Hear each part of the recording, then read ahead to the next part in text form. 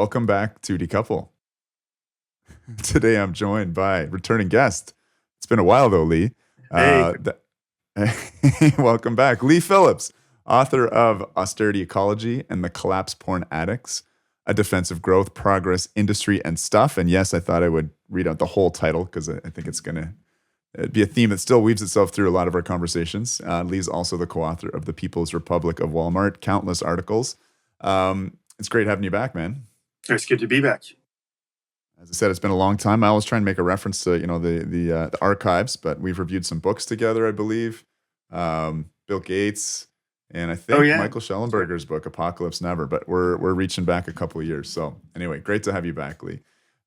We both just returned from the Breakthrough Dialogues, which is a very interesting yearly conference put on by the Breakthrough Institute down in Sausalito, California. Really, really beautiful spot. And a lot of smart people showed up. And the theme this year was the Metabolic Rift. And you gave a keynote on the topic, which I thought was brilliant. So I wanted to have you on to break it down and talk a little bit about growth, limits, mainstream traditional environmentalism and whatever the hell it is that we describe ourselves as, and wrestle with some of those tensions. So once again, great having you here, Leigh. I mean, why don't we just start off with a discussion of something brief, but just what is the metabolic rift? Where's that concept come from? What was the big man talking about? The big bearded guy talking about? So he was. I mean, I would make the argument that. Let me put it this way: so that there are a couple of Marxist or supposedly Marxist. That's not fair. They call themselves Marxist. It's a self-ID thing. Yes, self-ID'd Marxists. John Bellamy Foster and Paul Burkett, who came up with the conception of the metabolic rift, which is supposedly a breach between the sort of natural cycles of the earth and capitalism. Capitalism has broken that relationship between town and country, and between man and nature. And John Bellamy Foster, in particular, has developed this idea through a series of books claiming that Karl Marx had originated this concept, and the evidence for that is presented in Marx's Ecology and a few other books by John Bellamy Foster, based on that there were a handful of footnotes in the third volume of Capital, a few other references elsewhere, and that it sort of overthrows, or the idea is that it's overthrowing Marx's Promethean Enlightenment ideas about that one of the limitations of capitalism is that it limits production to that which is profitable. And imagine how much more we could produce if we organized according to need instead of profit. And so that the idea is that what Marx calls the productive forces, that is technology, labor, land, everything that goes into the production of and reproduction of society, could be expanded significantly under an economy that was not market-based. And so this idea of metabolic rift, as it's been leveraged by some self-ID'd Marxists, is kind of maybe a way to echo the left's turn towards environmental ideas of limits, of maybe population concern, resource scarcity. So when I first learned about the metabolic rift, I'm a pretty simple guy. I don't think well in the abstract. The rift between town and country was sort of really one of fecal matter.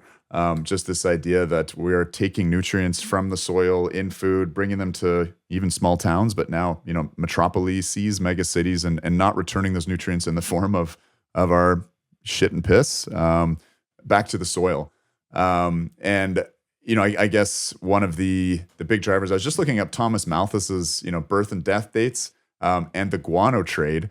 But why don't we make it real, get out of the abstract by talking about that sort of metabolic rift as it literally affects the food supply. And I think some of those, I'm sure this is not the beginning of human thought about sort of staying within harmony with nature. I know there's a lot of stories coming out of the indigenous world about not over harvesting certain things.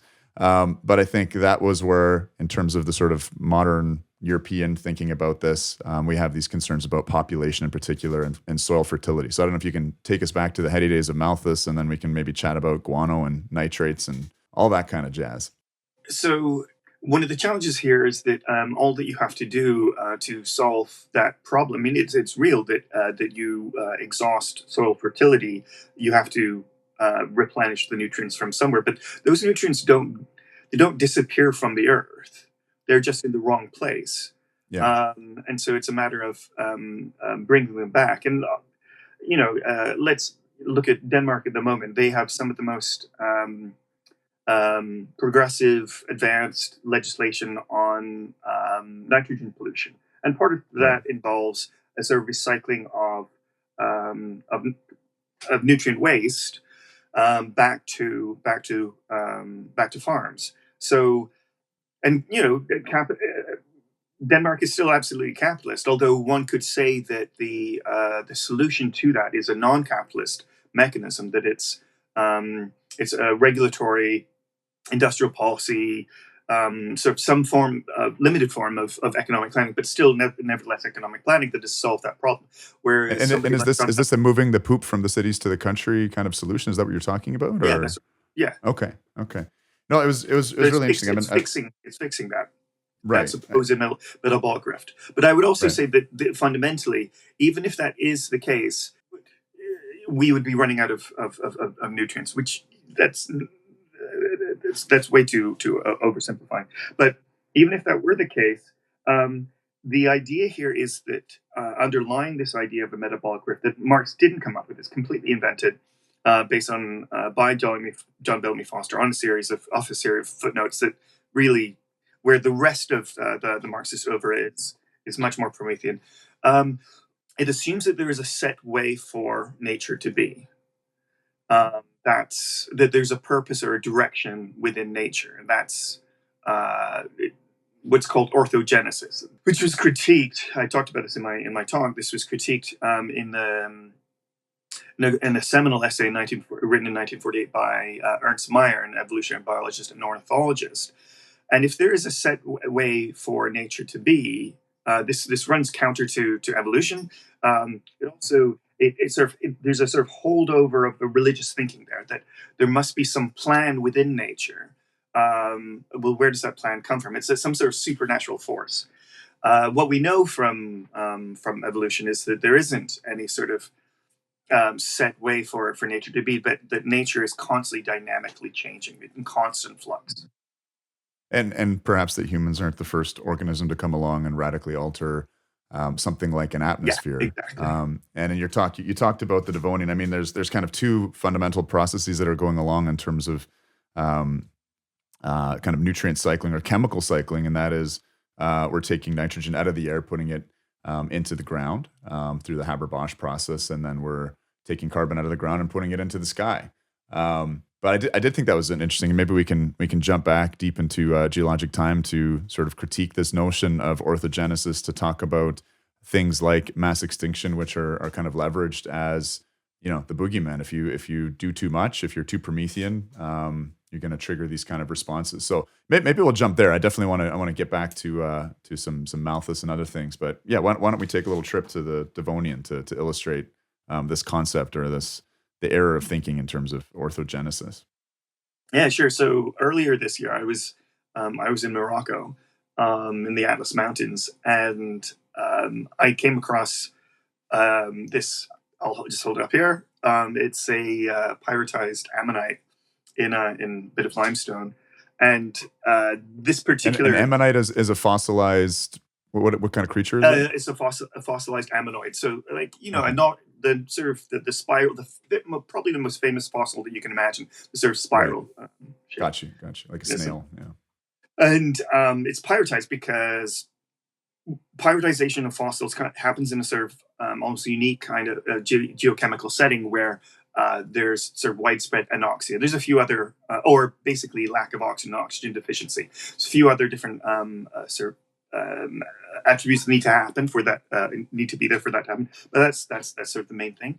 And the reason in this particular case, this anoxia, this oxygen deficiency event happened was because in the late Devonian was because plants conquered land and developed lignin, which is a polymer which is kind of stiff, which allows them to set down roots, to build trunks and branches.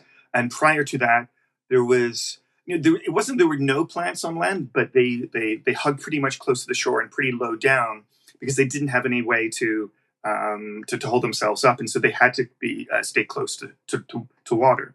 This was the first thing that allowed them to move inland and also to compete against each other to shoot up and get more sunlight. But at the same time that this happened, where plants are conquering land, creating these entirely new ecosystems, new terrestrial ecosystems, those roots went down and broke up rock, went into fissures and began to break up rock and created the very first soils. And then as a result of that, precipitation streams wash off those like tiny broken up rocks for soils into the oceans. And of course, those rocks are filled with nutrients. Those soils filled with nutrients. And then there's this massive, sort of widespread algal blooms, similar to what happens today when we have nitrogen runoff from agricultural regions, and you have what we call like algal blooms that create dead zones. So these are basically ancient dead zones, but much more widespread than any today, and creating like vast swathes of ocean, particularly in the continental shelf where a lot of life is, and that all that life died, and then in turn this transformed the chemical composition of the atmosphere as well, and created the first, not the first, a snowball Earth. The first snowball Earth was created by another set of organisms, cyanobacteria, 2.5 billion years ago. Which, anyway, in both cases, both plants. Anyway, this anoxic event was basically what caused the late Devonian mass extinction. There were two pulses, and we still don't know exactly the full contours of how this happened. But basically, if it is the case that life is supposed to be, in a sort of Gaia hypothesis way, optimizing for the preservation of life, what we see here is that life actually caused one of the big five mass extinction events. The late Devonian mass extinction event resulted in 75% die-off of 75% of macroscopic species. And then, of course, the great oxygenation event, when the cyanobacteria first metabolized free oxygen, oxygenating putting oxygen into the atmosphere and enormous scale, radically transforming the chemical composition of the atmosphere in a much more farther-reaching way than what we're doing with greenhouse gases. Again, that was the very first mass extinction event. It isn't counted amongst the big five because the big five were only macroscopic, and this was microscopic. But it is we can infer from proxies that there was about an 80% die-off of life at that point. So in both these cases, what we can see is that certainly it isn't humans that they're the very first species to be radically transforming life. Right. And so you sort of, I'm probably referencing some other folks, but you posited this term rather than mass extinction, I believe biological revolution, and you kind of tied this into just almost this human story of mortality, that kind of life has to die to give forth new life. So maybe sell us on that term, and then I'll try and chip away at some of the thesis if I can. Yeah, so Michael Benton, he's a paleontologist at the University of Bristol, and probably one of the best paleontology departments in the world. His textbook, Paleobiology, is used by university classes all over. Sort of introductory textbook to not just paleontology, but paleoecology, sort of the relationships between organisms over time. He argues that we should stop using this very sort of clickbaity, media-friendly term mass extinction event and really use the term biological revolution instead, because each of these mass extinction events resulted in a revolution of of assemblage of species, and you can't really say that the assemblage of species that happened before was any better or more worthy than the one that happened after. In the same way that when we look at death, it is very sad, but there can't be life without death. And we accept that. We should basically, I think, have a much more mature approach to extinction and not think of it as so one-sidedly a bad thing, that we cannot have evolution without extinction. It's part and parcel. So yeah, I mean, it's not just the big five mass extinctions, but there are the big five are just the five biggest. I mean, one of one of the problems with talking about the big five mass extinctions is that humans like big fives. We like top tens. We like the top 40. You know, it's an artifact. In fact, there are dozens of mass extinction events at the geological epoch level, and then there are hundreds, thousands, many more at a sort of narrower level. And then, of course, beyond that, it just sort of tails. There's no sort of radical break. There's just sort of what's called background extinction. Something you said that really struck me, because I'm a big fan of James Lovelock, and I'm sure there's loads and loads of complexity. I haven't been able to pour through all of his canon of works. But this whole idea that life, operates as kind of superorganism, and that life maintains the condition for life. It sounds like there's obviously been some abiotic mass extinctions. I think the end Permian, huge amount of volcanic activity, or the dinosaur killing asteroid. But it sounds like more than a few of these, again, were really biologic revolutions. Mass extinctions caused by organisms. Is that true? Am I on? That's true. There are at least two major sort of mass extinction events that were biotically caused.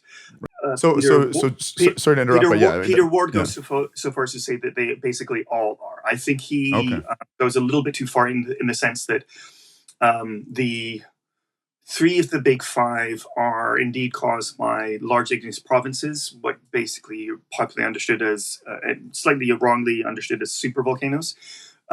But then the subsequent to that, there are bacterial phenomena that exacerbate the situation. And so that's why Peter Ward says, actually, you can think of them all as biotic cause. But there, I think he's confusing the proximate with the ultimate causation there. So suffice it to say that, significantly altering the chemistry of the ocean and the atmosphere has pretty cataclysmic effects on the sort of species that exist. And we can zoom out. And I was always a bit troubled by some of my biology teachers in university who seem to have a very kind of amoral or unethical perspective on things, just zooming out and seeing life in the context of its, billions of years of evolution and humans being a blip. And it led them to say some pretty shocking things in class, I remember. But obviously, you're also approaching this, I think, with a pretty profound sort of moral system and ethical system grounded in your politics, et cetera. Things have changed in regards to how we might think about, another species, in this case Homo sapiens, triggering a biologic revolution.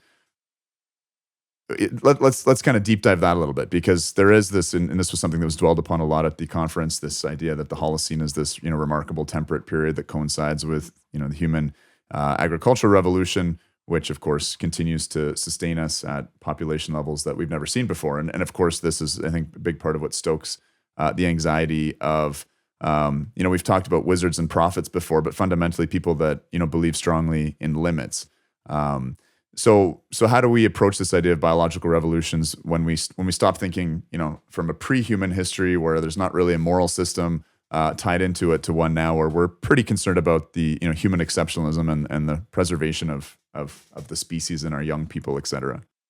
Right. So let's assume for a moment that we are pushing forward a sixth mass extinction. I think that's contestable, but let's just assume what is certainly true is that there is a global decline in biodiversity. Let's also assume that anyway. Okay, let's leave it at that. For the rest of life on Earth, what we are doing is just another biological revolution. That we are just the latest evolutionary selection pressure resulting in transformation of ecosystems. That evolutionary selection pressure is likely our extraordinary variability, that we are constantly changing the conditions it isn't so much any one particular thing, but we're constantly inventing new technologies that radically transform things, and that is what the rest of life is having to adapt to. And so it's fairly unsurprising that the organisms that are thriving most in the Anthropocene, in the human epoch, are those that are able to match our variability. Synerbic species, those are ones that thrive in urban or human created spaces that just intrinsically are also highly adaptable. What could happen is, we could kill ourselves up, but that this biological revolution could result in, and this is incredibly speculative at this moment, but could result in a series of organisms that dominate, that are hardy, weedy, very, very capable of sticking in place despite radical transformations. Now, from life's perspective, that's just interesting. That's just, oh, that's a new assemblage.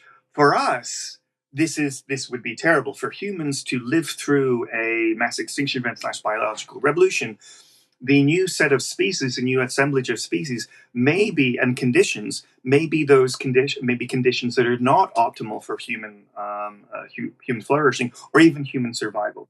And so this is why we need to care about climate change. This is why we need to care about biodiversity loss, nitrogen pollution, ozone depletion, which is now largely solved. But and the other environmental problem is that there's a very rare, geologically rare set of circumstances that allow us to flourish. The last 11,000 years or so of the Holocene, and what we're in the business of doing is preserving those conditions or optimizing those conditions for us. We could probably deal with any level of sea level rise or sea drop, but if it had already happened. But the thing is that something like 2/3 of our cities are within 3 to 7 meters of sea level rise. So suddenly New York and London and so on and so forth are swamped. And that's the reason that we don't want this to happen. We like this particular set of temperatures much hotter and great swathes around the sort of the center of the earth where millions, billions of people live will have to move. Our breadbaskets may be threatened by drought and by extreme heat events, undermining our ability to feed ourselves. This is why we care about these things, not because there is some zone on the earth that should be a particular temperature, or the poles have been much hotter with much more biodiversity. I mean, there have been palm trees and crocodiles in the Arctic, in Alaska. Ironically, there was more biodiversity at that time. If biodiversity is good for its own sake, then surely we should be warming the world, because then the Arctic there'll be more biodiversity there. But no, it's because we ourselves don't want that to happen. That we have humans that live in those spaces, and their conditions, their life ways, their infrastructure will be undermined by a warming Arctic. Something you said that was very interesting in your talk was, if we were heading into a new ice age, we'd actually be wanting to burn lots and lots of fossil fuels and sort of terraforming or Holocene forming our atmosphere to maintain a desirable set of temperatures. So clearly we're needing to sort of, I guess there was supposed to be a mini ice age that we've kind of powered through, and we've probably overshot a little bit, but now we're needing to sort of move in the other direction. And I guess the fundamental tension, again, getting back to this theme of, environmentalists versus eco-modernists, wizards versus prophets. I don't like to set it up in these diametric oppositions, because I think there's some subtlety, and the Venn diagram overlaps slightly. But the question is, what is the framework under which we respond and try and, solve these problems in as much as they're solvable? And I think, the solution set of the traditional environmentalists, the degrowthers, is one of, respecting natural limits, of trying to dial back the clock, in a pseudo-religious sense, return to the Garden of Eden, to harmonize. And then, in the eco-modernist camp, we have one of decoupling, of intensifying agriculture, of rewilding. But in the talk, I remember you saying at one point, once we've solved climate change, that's very optimistic. And I'm kind of curious, because we sort of, as you're mentioning, to a large degree, we did solve the ozone problem, but obviously quite a different problem from climate change. Like, do you say things like, Do you say things like once we solve climate change, like out of a true belief that we will solve climate change, or out of a sense of kind of yeah, I'll let you answer. Oh yeah, I mean, my fundamental belief is that the pathway to solving climate change is not too different to that to solving the ozone layer, ozone depletion problem, which is a pivot away from just letting markets rip, markets left to their own devices. That there's too much of a coordination challenge involved with solving this problem. It is much certainly the ozone depletion problem was limited to basically one or maybe a handful of different sectors, whereas this is almost every sector upon which industrial modernity is based. We have to transform, so it is much more complex. But a pivot to a form of broadly, let's call it social democratic economic planning, industrial policy, build out of to support technology switching, to do the research and development to solve all those areas for which there's still a great deal of uncertainty, to build out the infrastructure, to ensure that it happens in a just manner, which reduces the public opposition to those transformations, reinforcing trade unions and good community supporting, family supporting incomes, making life better for people, and it will happen a lot faster than if it would than just left for markets to be left to their own devices. And I see that the Inflation Reduction Act, while not perfect, not going far enough, I certainly would love to see a lot more emphasis on direct public ownership as part of the plan. But broadly, that's the strategy that I've been advocating since I wrote my book, my first So book. I want to push back, and I would love to see that just adopted worldwide. Right. I want to push back, well, quite a bit, I think. But we I think we do share a lot of political views and values, certainly. But and again, I think this drives back again to these questions of again, wizards versus prophets, these archetypes of problem solvers, and I think the central tenet of the wizard, of the eco-modernist, is problems happen, we solve them generally with technology. Those those solutions create new problems, and then we kind of continue in this constant cycle of problem solving. But I think what underlies, and this is, I guess this is what separates us from these other species. This is this human exceptionalism. Bacteria in a petri dish, they don't have technology. But I think there's also, economists. I think it's Steve Keen who argue that we're completely neglecting the energy side of things and just kind of fetishizing technology. And he has this quote that really struck me very, very deeply in my wizardly heart, which was, "Labor without energy is a corpse, and technology without energy is a sculpture."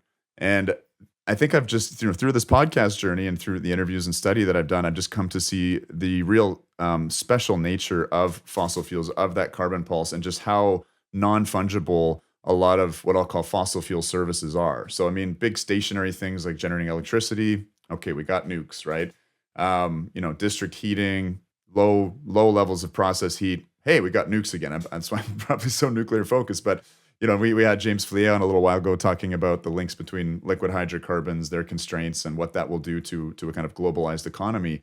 But I don't think this puts me in a doomer camp as much as a kind of realist camp. I think that human evolution, the origin of the human species, is intimately tied to fire, and I think the origin of modern humans is so intimately tied to fossil fuels that a true decoupling that would solve climate change on the scale of 8 billion humans, to me, is starting to feel really unrealistic. And it's weird, but I'm really starting to find myself in an of course, mitigate to the degrees which are possible and scalable, but I'm really starting to find myself in much more of a kind of adaptation mode, and a kind of fighting back against a hostile nature rather than kind of a harmonizing. And it's a kind of dystopian view. But anyway, I'd love to hear your thoughts on that. Yeah, so maybe I can ask you a couple of questions. Sure. Because I have listened to those podcasts and I do disagree with their analysis. What are the sectors that cannot be replaced with clean energy production? Well, I think like almost any sector can at the scale of a pilot project. But the question is commercial scale, global. What are the ones that? Yeah. So I think synthetic fuels, for instance, I don't think are going to achieve the same sorts of EROEIs which will have significant impacts on our abilities to move people and goods as easily. And certainly the Inflation Reduction Act is a vehicle with which to subsidize these new novel technologies and try to maybe make up for unfavorable EROEIs.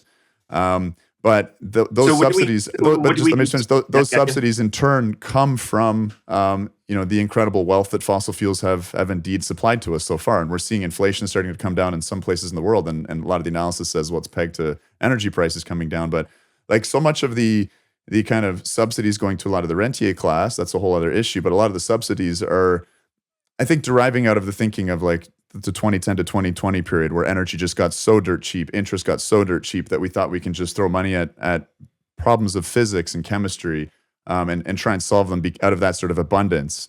But things that I think are, again, on a pilot scale, interesting, that are sort of boutique decarbonization efforts that the rich can afford. But frankly, I'm not convinced, and maybe we'll talk about some specific examples, but on the fungibility of e-fuels or synthetic fuels for, say, jet fuel or for diesel. Yeah, okay. All right. So I think there are a limited number of sectors that would be affected by this. Aviation, I think, is one that we do need to be quite concerned about. But shipping, at the end of the day, if we can, the industry is looking at methanol. Now, that's still technically a fossil fuel, but from my understanding, I need to read up more on this. That the emissions are much lower and much more easily capturable. At least that's my understanding. But even there, if we wanted to pay the price, and I think ultimately we should be doing this, we could just do nuclear propulsion for shipping. Now, that's a huge political ask, but it's not a huge technological ask. I think it's an issue of cost, though. I mean, certainly we could put some nukes on some very large shipping containers. Yeah, that may be viable. I still don't think it would match the affordability of bunker oil based shipping. I'd like to see some numbers on that because I'm guessing that at scale, once you scale this up, and this was one of the initial claims of the nuclear age, was that it would be power would be too cheap to meter. Right. And so I just like to see some numbers on that before I assume that bunker fuel will always be cheaper than nuclear propulsion. And here's my pushback is, the larger, more sophisticated navies in the world have thrown nukes onto aircraft carriers and submarines, but they haven't put them onto destroyers, frigates, other classes of ships. So there's something special about nuclear submarines and aircraft carriers in terms of logistics of refueling and the need to not have any kind of disruptions in their deployments.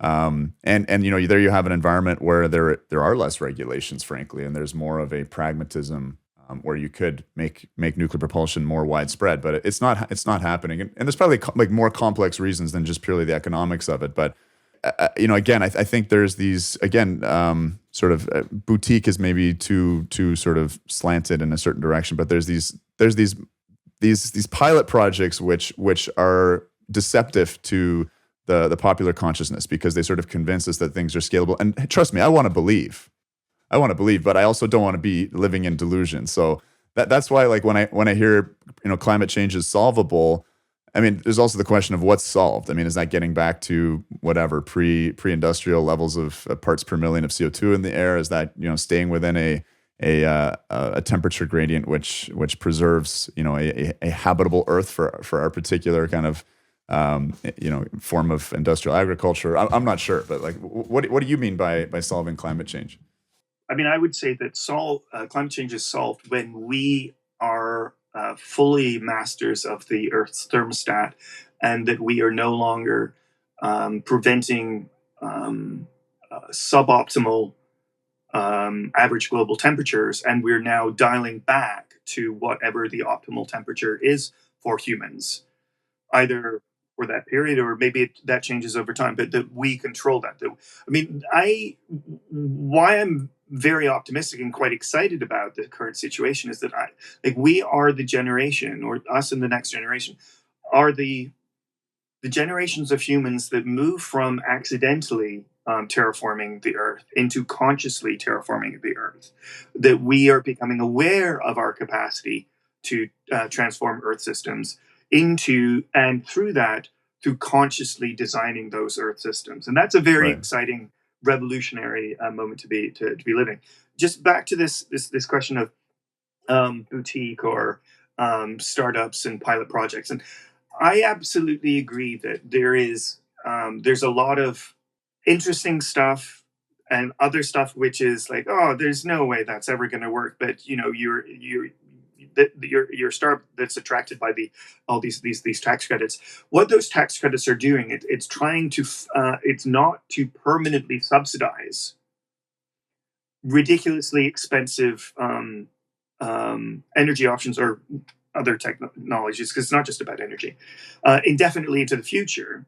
It is about taking things that are currently far too expensive to be commercially competitive through the valley of death, through to commercialization, to the point that they can be free on their own in the market or run by the public sector. But again, the public sector wouldn't be it wouldn't be public simply to constantly subsidize them. That's the purpose of them. And through that process, we're figuring out what works and what doesn't work. There's enormous uncertainty at the moment in a range of different sectors, particularly around hydrogen.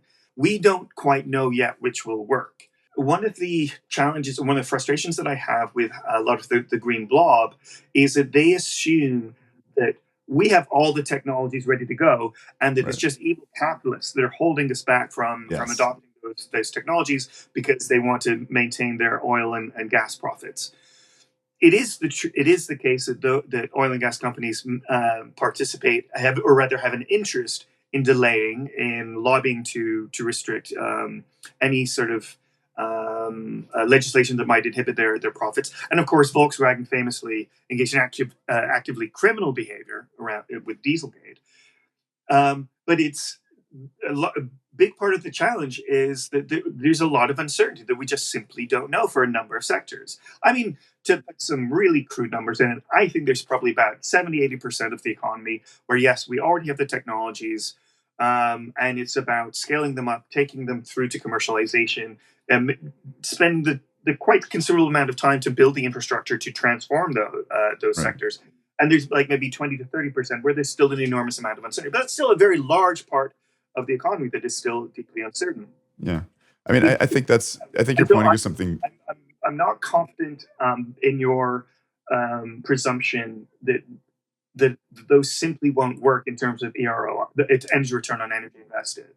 I mean, nuclear fission. To be honest, I'm not 100% confident either. I have this kind of beginner's mind, this breadth of knowledge, and again, the depth is quite shallow in many areas, which is again why I rely on a lot of experts, and very much encourage people to feedback and critique and help explore my consciousness and my journey. But I thought something you said there was really interesting in terms of the green blob and this kind of conspiratorial thinking that all the technology's there. If only we could overthrow capitalism and get rid of the big evil corporations, then we just have solar panels and wind turbines and batteries everywhere.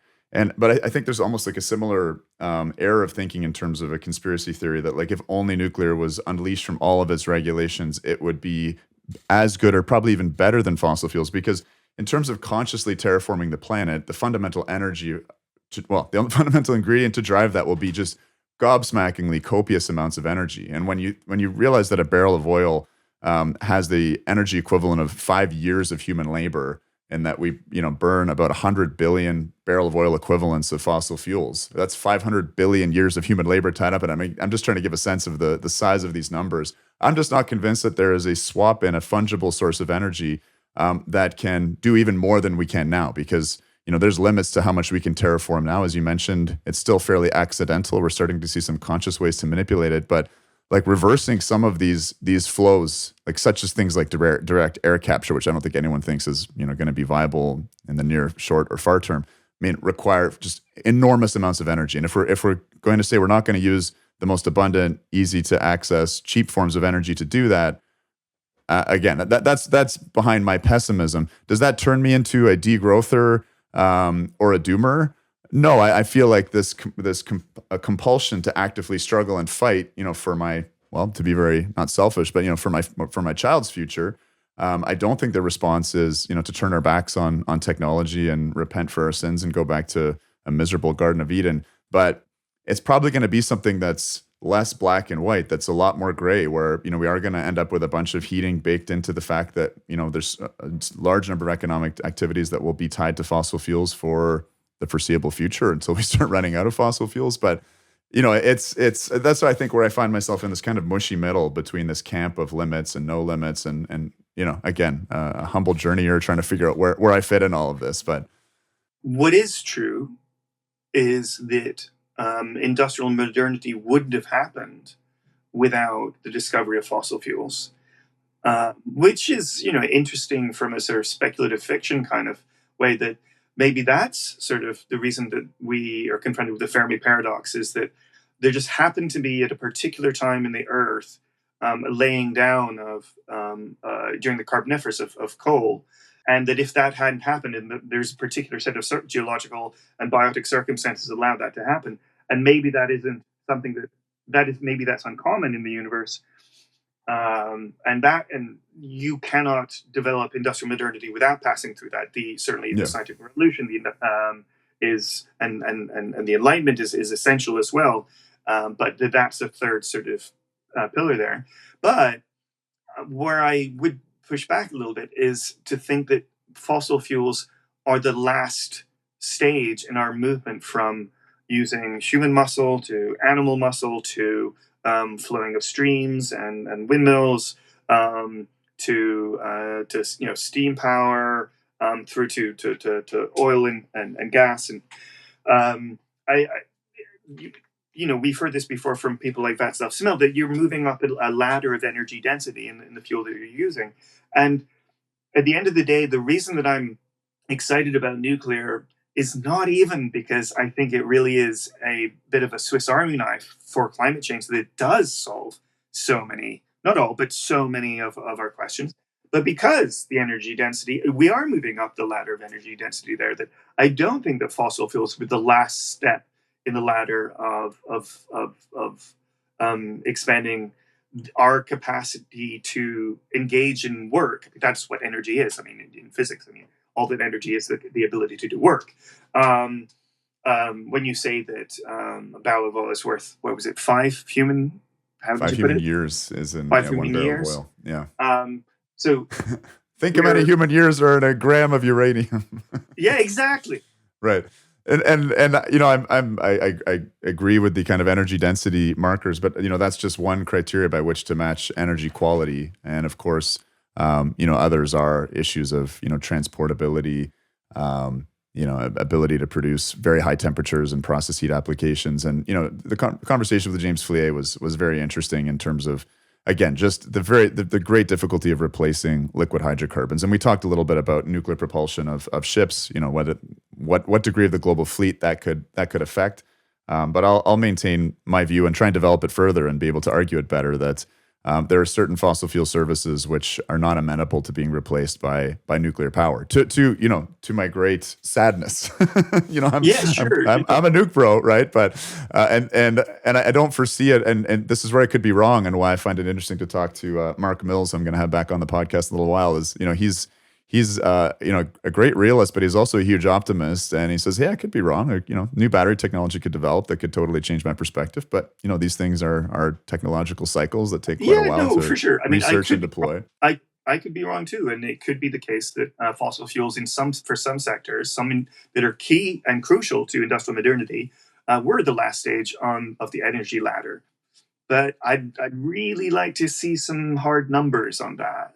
We should develop those. I think one of the things, and I want to get back to the IRA before we run out of time, but one of the things in terms of particularly constraints on cheap, abundant, transportable energy, the liquid hydrocarbons in particular, is this idea of globalization being permitted by liquid hydrocarbons, and I guess sort of U.S. naval hegemony, which create the conditions for the free transport of goods on the high ocean, certainly with certain injustices baked into it, but an unprecedented era of global cooperation when it comes to commerce and transportation. And something that Peter Zeihan talked about in that context was the sort of, I believe it's 4 ingredients of industrialization that a country requires if it were to exist in a vacuum to industrialize, and that would be things like cheap energy in the form probably of fossil fuels at the current moment, minerals, food and cheap labor, and how because of the kind of era of globalization we're in, countries that have only one of those ingredients through trade are able to, become industrialized countries through swapping in or importing or exporting and trading. And that's, I think, one of the big sort of worries and preoccupations that were echoed by James Fillier. But that's an aside. Back to the IRA and tax credits, and to this question of terraforming the earth and the governance structures involved. And I think you're an advocate, not for central planning, but for democratic planning. Yeah. Something that strikes me, with the IRA in particular, and with my sort of origin stories on the left, being pretty favorable to the idea of a large amount of planning within an economy. But it's kind of like democracy itself. If you have an uneducated populace, you can have real problems in terms of good governance. And similarly, if you have a really undereducated political class, when they plan and they're far detached from the built world and material reality and engineering discipline, they can subsidize the wrong shit. And frankly, that's a big part of the IRA and what we see in Canada with our response to the IRA, the clean tech investment tax credits. I mean, we're just throwing dollar bills all over the place. Hydrogen actually gets the largest percentage of a tax credit, and I think is the least viable of the choices on the table. But amongst others, wind, solar, batteries are reaping huge amounts of subsidy. So I wanted to sort of do a little push and pull on that and discuss, I guess, in maybe in our kind of closing few minutes here, this idea of questions of governance when it comes to trying to intervene in the market and intervene in the environment. Yeah. So there's a widespread misunderstanding that the purpose of the technology of democracy is to come up with better solutions or to come up with the perfect solutions. No, democracy is the purpose of democracy is self-governance. It's not correct solutions. There is no class of human beings that have some superior understanding to other human beings about what the correct solutions are. You can have expertise that advise our elected decision makers, but how do you? But there are no experts that are. How do you pick those experts if not through democracy? Then it has to be picked by a group of experts in expert picking. Well, how do you pick the experts in expert picking? You pick the experts who are experts in, and it's turtles all the way down. Democracy is the only possible way that we have to do this, other than dictatorship, kings, lords, bishops, and that was that was the crucial revolutionary insight, the anti-authoritarian insight of the Atlantic revolutions, from the American Revolution, French Revolution, and around the Western world, was that those people aren't any better than the rest of us. That they thought that they were, that they had a divine right of kings, or that God had picked the Pope, and there was a realization: oh no, these people aren't any better than us. There's just us. And so, in the process of debating in democracy, the process of debating what the correct solutions are, the people who form a majority may occasionally be the ones that pick the wrong solution, but then 4 years later we have the potential to correct that. Or if we believe that they're the incorrect solutions, to attempt to correct it. There is no other sort of pathway, because there isn't some group of perfect, all-knowing individuals. But when it comes to this tension, I guess, between planning and the market, the market is an excellent tool by which to communicate information. I'm not sure if we call it a technology of governance, if it fits within that, or to what degree these things meld together. But when advocating for more of a planning approach, or a total planning approach, I think one can become the victim, of poor insight in a way that is far less optimal than the market itself. And I'm surprising myself by saying these things, but I'm gaining an appreciation for the market, in contrast with some of the most ridiculous, planned ideas that I'm hearing coming out of things like the Inflation Reduction Act. And I had quite a while of being kind of in love with Cuba, and I mean, I still have an appreciation for the incredible mind of Fidel Castro, who would pour through agricultural reports and really develop an incredible amount of expertise in fields like biotech, which Cuba invested in heavily, even in the midst of their special period. Like, there's examples of maybe some some planning efforts, and I'm probably leaving out a lot of, Nordic social democracies that did a great job in terms of that kind of melding. But yeah, I mean, how do you see those two things interacting? So I'm as a the vanilla fervent socialist that you are. So I'm a fervent anti-Stalinist. So I have no sympathy for Castro, for the Castro regime at all. No admiration for its lack of free trade unions, for its lack of freedom of speech. The authoritarianism of the regime makes it those individuals who are in different particular economic sectors afraid of reporting bad results because they might be thrown in jail. That therefore there is poor information fed into the system, and that is what. So the authoritarianism resulted in poor planning. It isn't planning that leads to authoritarianism, and that's just much more extreme within the Soviet, the historic Soviet case. The market question. What we are doing there when we allow markets to allocate, to make allocation decisions, we are passing off allocation decisions to an unconscious lord, bishop, king. That bishop or king or lord is the market, is the profit incentive. And so a market actor, if they are producing a commodity that we have discovered is harmful to society, or that they aren't producing enough, or producing too much of, or whatever it happens to be, that market actor has an incentive to continue the production of that commodity, to lobby, to purchase, to attempt to purchase elected representatives. Conversely, if there's an item, a good or service, a piece of infrastructure that we know is beneficial to society but isn't profitable, or is even insufficiently profitable, there is no incentive for market actors to build that. So we have these. You can think of market incentive as an unelected bishop, an unelected lord governing us, telling us what we're going to build or not build. And planning is a process of trying to constrain that, to direct that in service of humanity. That doesn't necessarily mean that planners, if they have poor information or are just ideologically bound, or there is insufficient state capacity, that there aren't problems there as well. But then those problems need to be solved as well. But we've got to recognize that the coordination problem that I've outlined there,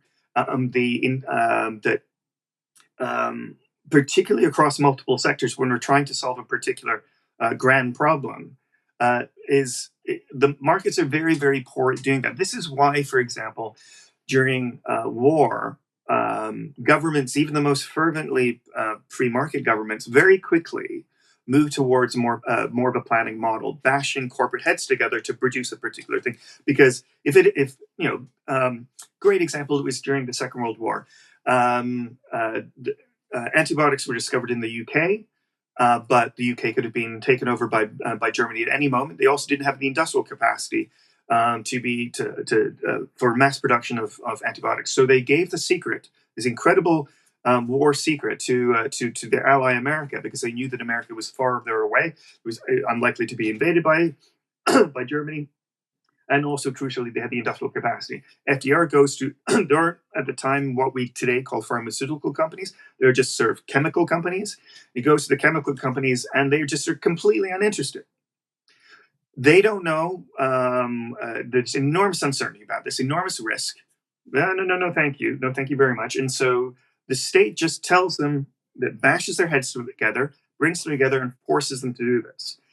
That there was a solution, a problem that society needed solving, and market actors had no interest in solving that problem, because they aren't in the market actors. One has to remember, are not in the business of solving problems. They are only in the business of making money, right? Of generating wealth, and of generating not right. of generating wealth, of generating profit. Okay, because we can generate wealth in other ways. A publicly owned utility is generating wealth for society. in a broad sense, but it isn't generating profit. Are the two hear me out for a second here, but and again, I hope this isn't boring to our listeners because I feel like I'm a kindergartner right now. But it would seem that the two are linked in some way, shape, or form. It's wealth that's maybe maldistributed, I think one could say, but the market might make accurate choices in terms of the physical viabilities of industrial processes in order to generate wealth. It might be wealth that's not seen to have broad utility, but it's still wealth, which is why maybe capitalism has been the best system that we've had at unleashing just the sheer amounts of energy and productive forces throughout society. I don't know if that kind of grinds your gears the wrong way. No, okay. So any Marxist, any proper Marxist, will tell you that capitalism is a fantastic system compared to all the other previous systems. Right. When I was a baby Trotskyist, I could have been blown over with a feather when sort of older comrade said, hey, steady on. We're not anti-capitalist. We want to transcend capitalism. Capitalism is fantastic compared to all other modes of production. Feudalism, slave society, hunter-gatherer societies. It is absolutely a incredible productive breakthrough. But it has these problems, these limits, that it only produces what is profitable, rather than the set of all things that are profitable is much smaller than the set of all things that are useful or are beneficial. And so again, to go back to this question of wealth versus making a distinction between wealth versus profit, not merely about redistribution. So in Canada, we have a public healthcare system. It's not the same as when the government owned Air Canada or owned Petro-Canada, where those were crown corporations. Now, we're going to be using some language that only Canadians know, but basically a publicly owned company. That company still produced a commodity in a market. The profits were then taken by the state and redistributed, but it was still a market actor. Our public healthcare system is not a market actor. It's just producing a service for the people to use. In both cases, wealth is generated, but only in the first case is profit generated. In the second case, the wealth that is generated is the benefit, is the utility to humanity, to Canadians. But is that just the difference between a service economy or a service institution versus a production institution? And to get back to this question of market versus planning and the market generating profit, wealth, whatever we want to call it, and it's not viable if it doesn't, or those capitalist companies are not.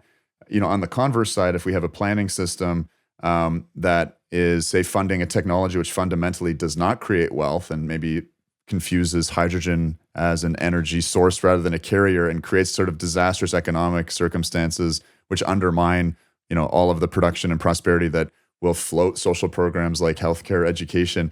Like that's the kind of danger I see with uneducated planning, and why I'm reluctantly more pro-market. I'm not a market fundamentalist by any means, but there's some shifting sands in my thinking going on. And again, it's good to come back to a dyed in the red lefty to kind of bang my head off the wall with. But what are your thoughts on those 2 points? We know that markets were not moving fast enough. We know that there is a range of technologies with a great level of risk and uncertainty, including small modular reactors, for example, that market actors were not willing to move without public support. I think that doesn't necessarily mean that just because we're moving from so we know that markets were not making the right decisions, or not making all of the right decisions. So there needed to be we needed to do something else. We needed some level of economic planning.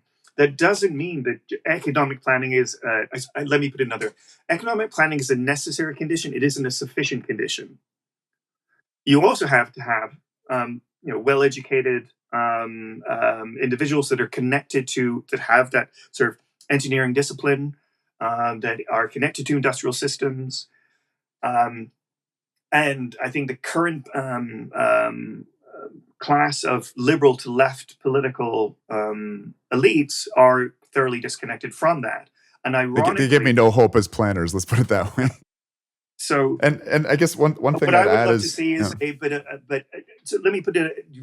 the line that I've had before is that the right often at the moment, with respect to climate change, has the right technologies, but the wrong economics to make them viable. The left has the right economics to make them viable, but the wrong technologies. So that's the sort of framework that I'm trying to get across. It. What we Right. want is somebody who has the right economics, broadly social democratic, that is to say, more planning rather than and less market, but that has the right technologies. And I think that that is basically what could be called old Labour in the UK. Right? That was a social democratic ideology that was still, and group of individuals, they're still deeply connected to industrial systems through the trade unions. And that's the sort of eco-modernism that I want to continue to try to build. And then I think, like, despite what you've just said about your frustrations with the Canadian response to the IRA, and I probably am sympathetic, deeply sympathetic with what you would say about it, because I've been reading their poor response as well. You, ironically, you through Canadians for nuclear energy, and your deep links with the trade union movement is doing exactly what I think should be happening. And what I hope will happen ultimately is that we will win the day and we will transform, not just with respect to climate change and industrial issues, but we will win the day and return the NDP, the Canada Social Democratic Party, to a sort of classic old Labour position, deeply rooted in the industrial working class, that does actually make the right choices on technology while still holding on to the right responses with respect to economics. Well, I'll never accuse you of not being a dreamer, Leigh. Um, but on both climate change and the NDP, which I think face similar sort of Gordian knots of difficulty to unravel. I guess just one, that would be the perfect place to close it. But just one last thing I wanted to put in there is in terms of competent planning, you mentioned sort of wartime planning. It seems like, there's that classic gendered saying about hard times creating hard men who create soft times, which create soft men, which, et cetera. But I mean, it does seem like, we're heading into an epoch of harder times now, created by soft individuals. We'll just degender that. Soft individuals creating hard times. And it is interesting seeing the caliber of decision makers starting to change. People, just out of sheer necessity, we can't screw up the energy file. Therefore, let's put someone in office who actually understands energy, has some connection to production, has some connection to power generation. It is interesting that blowback is tending to be coming from the political right, certainly in Europe, probably here in Canada as well, where I interact a lot with the progressive conservatives here in Ontario who are pursuing probably the most pro-nuclear agenda that I'm seeing really in the Western world. It's very, very interesting and heady times to be engaging with, and totally nonsensical in terms of how topsy-turvy and upside down the politics are. The challenge there is that you still have figures like Pierre Poilievre, who articulate just a sort of throwback to Thatcherite market fundamentalism. The kind of things that we need to rebuild the Canadian working class, industrial working class, to make people feel comfortable again, that they can have communities that are long lasting, that they can have enough money to raise their family. That's a return to Thatcherite economics is just not going to do that. What we do need is a strong state that is able to revive industry in Canada, that is going to liberate our natural resources, to cut the Gordian, not cut the Gordian, but to eliminate the with respect to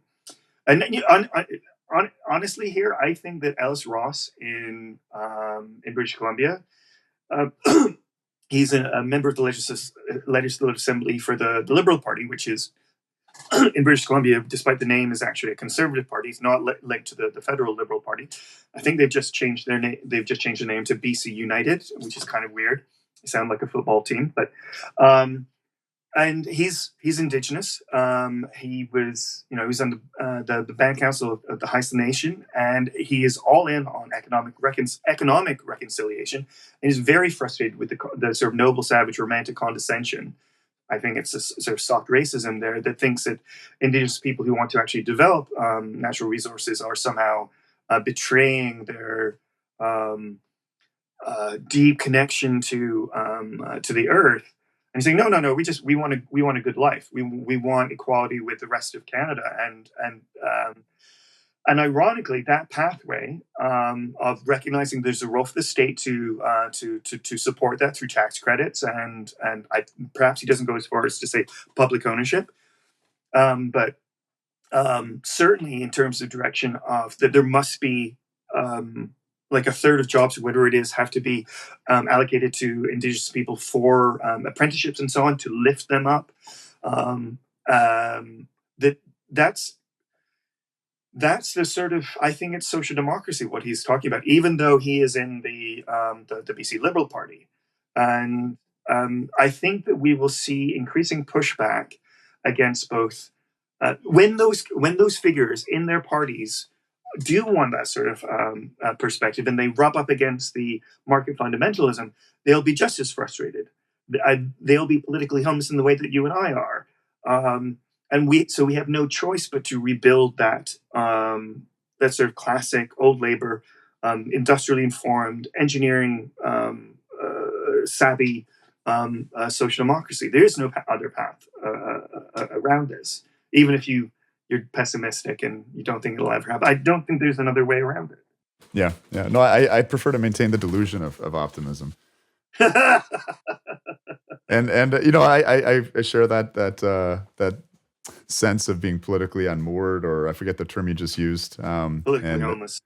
Politically homeless. Strong opinions, loosely held. I think that's a way to sort of live in these turbulent, upside down, topsy-turvy times. There's a few figures. Like I think there's some like Ravi. I won't mention them now because this is not going to be interesting to your international audience. But in Canada, do you think there's some figures that get this? That are trying in the NDP to change this? I think even within the Liberal Party, I think there's a handful of figures that get this. All right. Well, this was a really fun back and forth, great discussion. Learned a lot. Yeah. I've been meaning to sort of pushing back on the fossil fuel stuff, because it's a really crucial insight about, like, we have to recognize how fantastic and wonderful fossil fuels were. They were a great liberator. Well, and continue to be in a lot of regards. But yeah, I just see that tethering and disentanglement is incredibly messy, with the potential for big mistakes to be made. Again, not to put away the serious issue of climate change. I just think it's possible to hold both of those positions. And again, it's kind of like this Greek tragedy where they're entwined, where humanity is so closely entwined with fossil fuel use, at least modern humanity, that we're going to have to figure out and navigate the parts we can disentangle, the parts that we're stuck with. And I think that's, again, putting me more into this mindset of planning, right? Because it's probably not going to be profit-based, but planning around adaptation. Because ultimately, what it all boils down to for me is, in a doomer sense, is minimizing. Like, we have to admit that there is a certain amount of fragility to having 8 billion people on the planet. It's a wonderful thing. I love children. I want to see more of them. They're great, right? But that does come with a fragility. That comes with consequences of poor decision making, poor planning, or of running out of some crucial resource. But I think, again, it's possible to hold several truths together and not just sort of take a camp because the clothes fit well, for instance. I think there were risks and fragility at every volume of humans on the planet. The benefit that we get from more humans is that more problems can be solved. All right. Well, let's leave it with that slogan. Humans are awesome. Thanks a lot, Leigh, for joining me. This was a little bit of a improv thing, but I think we got through some really interesting points, and hopefully the listeners will agree. Thanks for coming back.